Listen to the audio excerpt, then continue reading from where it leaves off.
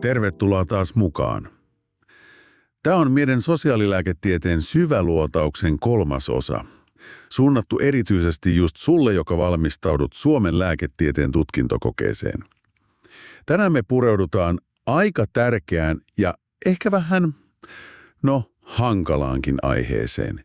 Miten ja miksi lääkärin ammattin harjoittamiseen voidaan Suomessa puuttua? Lähdetäänpä liikkeelle. Joo, tervehdys munkin puolesta. Ja tämä on kyllä tosi olennainen prosessi ymmärtää. Se valvonta on selkeän hierarkkista ja se voi käynnistyä monella tapalla. Potilas voi tehdä kantelun, työnantaja voi tehdä ilmoituksen tai sitten viranomainen voi ihan omasta aloitteestaan puuttua asiaan. Selvä homma. Eli mistä tämä yleensä lähtee liikkeelle, jos lääkärin toiminnassa havaitaan jotain sanomista? No käytännössä se ihan ensisijainen taso on aina se oma työpaikka. Ja siellä työnantaja, useimmiten se on ylilääkäri. Työnantajallahan on ihan lakisääteinen vastuu valvoa, miten työntekijät toimii. Ja jos on syytä epäillä, että potilasturvallisuus vaarantuu tai lääkärin työkyky on jotenkin heikentynyt, niin ylilääkärin pitää ja hänen myös täytyy puuttua siihen. Joo, ja tämä työnantajan vastuu onkin aika keskeinen juttu suomalaisessa systeemissä ylipäätään, eikö? Että paikallisesti koitetaan ensin hoitaa. Millaisia keinoja sillä ylilääkärillä sitten on käytännössä? No ne keinot vaihtelee aika paljon tilanteen mukaan. Se voi olla ihan sellaista ohjausta ja neuvontaa tai sitten työtehtävien muuttamista, ehkä rajaamistakin. Voidaan velvoittaa osallistumaan lisäkoulutukseen tai ohjata hoitoon, jos on vaikka päihdeongelmaa. Virallisempia keinoja on sitten huomautus tai ihan kirjallinen varoitus. Ja ääritapauksissa, työsuhde voidaan päättää, mutta useimmiten onneksi nämä asiat saadaan kyllä selvitettyä ihan siellä työpaikan tasolla. Okei, eli paikallisuus ensin, mutta aina se ei varmaan riitä. Tai sitten se tilanne on niin vakava heti alusta pitäen. Mitä sitten tapahtuu? Juuri näin. Jos ne työpaikan keinot ei riitä tai on perusteltu syy epäillä potilasturvallisuuden vakavaa vaarantumista, niin ylilääkärillä on ilmoitusvelvollisuus Valviraan. Myös aluehallintovirasto, siis avi, käsittelee kanteluita. Ne toimii alueellisesti. Avi voi antaa huomautuksen lievennissä jutuissa, mutta jos asia on vakavampi tai periaatteellisesti merkittävä, se siirtyy sieltäkin eteenpäin Valviralle. Eli Valvira, sosiaali- ja terveysalan lupa- ja valvontavirasto, nousee tässä aika keskeiseen rooliin. Se on siis se tavallaan valtakunnallinen ja se järeempi toimija.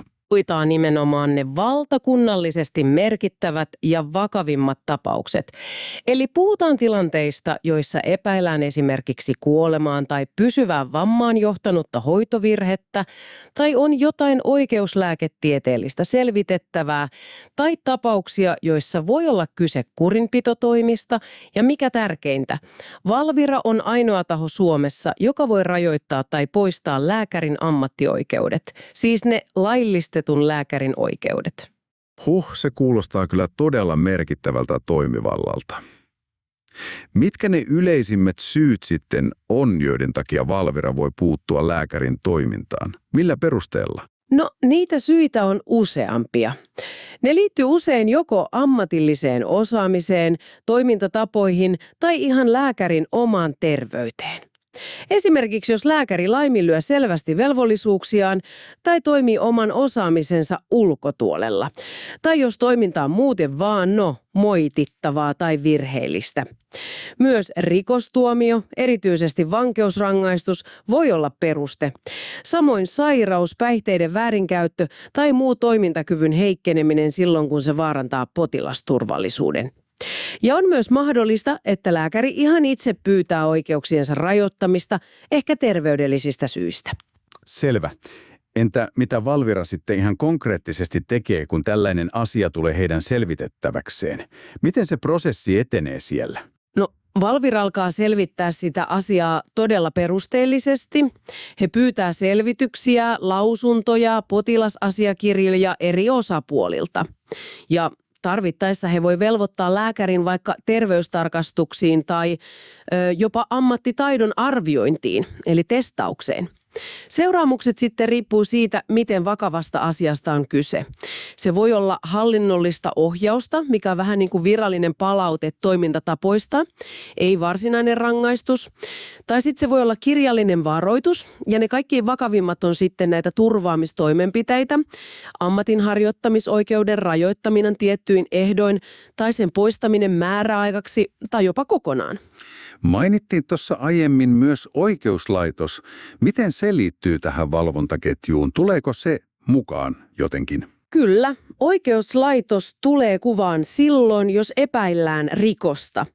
Esimerkiksi jos hoitovirheen takia potilas vammautuu vakavasti tai kuolee, niin asia voi edetä poliisitutkintaan ja syyteharkintaan. Silloin puhutaan usein vammantuottamuksesta tai kuolemantuottamuksesta.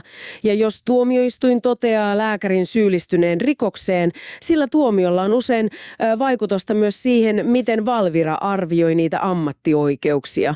Eli ne prosessit kulkee tavallaan rinnakkain. Okei. Onko vielä muita toimijoita tai tahoja, jotka olisi hyvä pitää mielessä tässä kokonaisuudessa?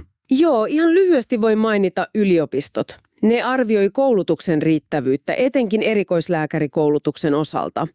Ja sitten tietysti EU-lainsäädännöllä on merkitystä, jos lääkärin ammattioikeudet perutaan siinä maassa, joka ne on alun perin myöntänyt, niin ne pitää perua myös Suomessa. Eli siinä on sellainen automatiikka. Selvä juttu. Eli tiivistettynä vielä, valvonta etenee portaittain. Ensin työnantaja, sitten tarvittaessa AV ja vakavammissa tapauksissa Valvira. Ja rikosasiat menee oikeuslaitoksen kautta. Jokaisella on omat työkalunsa ja vastuunsa. Just näin. Ja koko tämän ehkä vähän monimutkaisenkin järjestelmän perimmäinen tarkoitus on kuitenkin aina se potilasturvallisuuden varmistaminen. Ja tietysti terveydenhuollon ammatillisen tason ylläpitäminen, se on se tärkein juttu. Juuri niin. Hei, jos tämä keskustelu herätti ajatuksia ja sä koet kaipaavasi lisää materiaalia vaikka oikeuslääketieteestä tai lääkkeiden määräämisen koukaroista tenttiin valmistautumista varten, niin voit harkita meidän lääkärille soittolistan ja YouTube-kanavan tilaamista. Ihan vain jos kiinnostaa. Joo, ja me toivotetaan joka tapauksessa onnea ja menestystä sinne opintoihin ja siihen tulevaan kokeeseen valmistautumiseen.